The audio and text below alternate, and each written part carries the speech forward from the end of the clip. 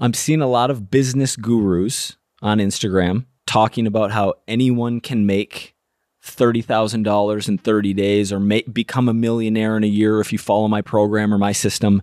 And we've talked about this.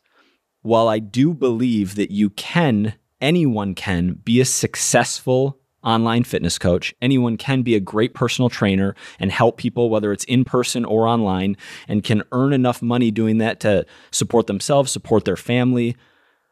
What we're not realizing when we make these promises of like, make all this money in a short amount of time, is that a hyper minority of people can do that.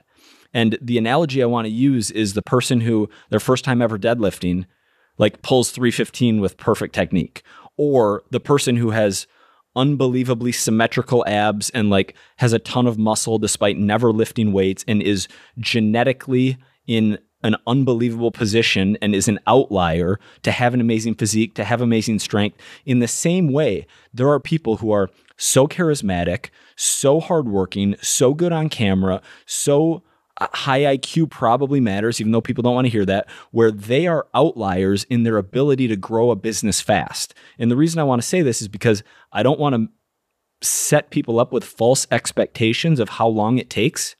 It took us both a very long time to build a business that actually provided a full-time income for us. Mm-hmm. And I think when coaches see this and potentially sign up for programs or even just like start trying to build a business with the thought that, oh, I'm going to be making six figures by the end of this year. Many aren't. Probably most aren't. And you can't compare yourself to the 1 out of 1,000 case where a person in 6 months already has exploded and has this giant business, because that's not the norm. Yeah. And you know what else is interesting is now it's easier now than it ever has been before in history to make money, ever. It is easier now than ever. But that doesn't mean it's easy, and it doesn't mean it takes a very short period of time. It's funny, you talk about how it took you and I a long time until we really had a sustainable income from our online businesses. Relatively, it wasn't that long compared to if we were starting brick and mortar businesses, right? Because we started 2011, 2012. By 2014, 2015, we had our own online businesses that were sustainable, right? Like that's not that long, especially if we compare to a brick and mortar business where oftentimes they're not even profitable for the first 5 years of business, never mind like really making significant income. So, I mean, we just have such a completely warped idea of how much time and effort it's actually going to take. And people associate vanity metrics such as follows and likes with income. And they just assume that because they're not getting the follows and likes that they can't have a successful business. I mean, my business was very successful before I ever had 3,000 followers on Instagram, ever. Mm-hmm. And so I think people are conflating follows and likes with success and not understanding that creating more depth within a smaller community can actually lead you to have more success than you could ever imagine. But also understanding like you've got to fucking work every single day. Here's probably one of the biggest parts about owning a business that most people don't understand and they don't want to know, or they're not ready to hear this yet.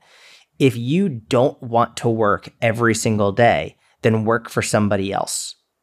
If you want your own business, then you better be ready and willing to work every fucking day. Period. End of story. The benefit of having your own business is that you get to choose your hours. Yes, you get to choose, but you've still got to put those hours in. You can do it ideally from wherever you want. If you're online, you can make your own decisions. You choose what you put up. You choose what you write. You choose the phrasing. You get to delegate. You're the one who makes the choices. You don't have to follow the leadership of someone else that maybe you don't like, but you're going to work every damn day.